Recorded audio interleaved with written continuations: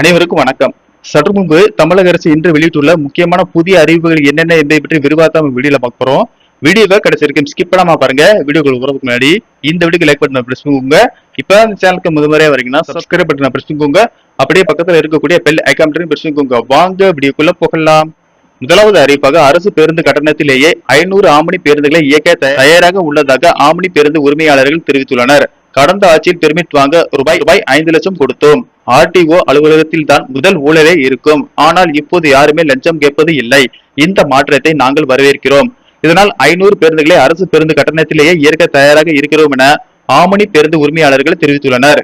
அடுத்த அறிவிப்பாக கல்விக்கு முக்கியத்துவம் கொடுக்கும் வகையில் பல்வேறு திட்டங்களை மத்திய மாநில அரசுகள் செயல்படுத்தி வருகிறது. அந்த வகையில் யுபிஎஸ்சி முதன்மை தேர்வுக்கான ஊக்கத்தொகை வழங்குவது தொடர்பான முக்கிய அறிவிப்பு வெளியாகியுள்ளது.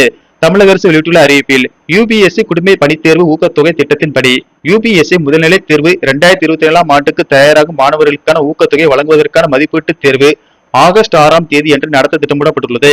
இதன் மூலம் தேர்ந்தெடுக்கப்படும் தமிழ்நாட்டை சேர்ந்த 1000 மாணவர்களுக்கு ஊக்கத்தொகையாக மாதம் ரூபாய் 1500 வீதம் 10 மாதங்களுக்கு வழங்கப்படும் என தமிழக அரசு தெரிவித்துள்ளது. அடுத்த அறிவிப்பாக தாவேக பதவியேற்ற பிறகு முதல் தமிழக பட்ஜெட் ஆகஸ்ட் முதல் வாரத்தில் தாக்கல் செய்யப்படும் என தமிழக நிதி அமைச்சர் மரிய வில்சன் தெரிவித்துள்ளார்.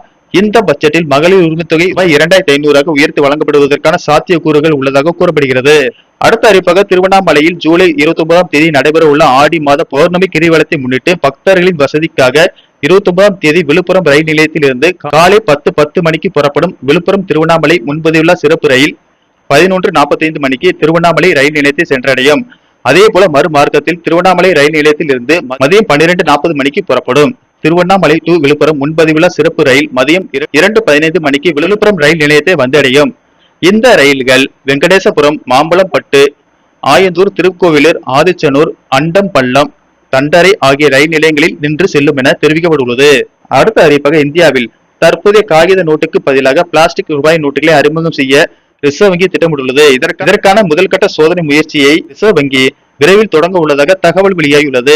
அடுத்த அறிவிப்பாக தென் தமிழக பகுதியின் மேல் ஒரு வளிமண்டல சுழற்சி நிலவுகிறது.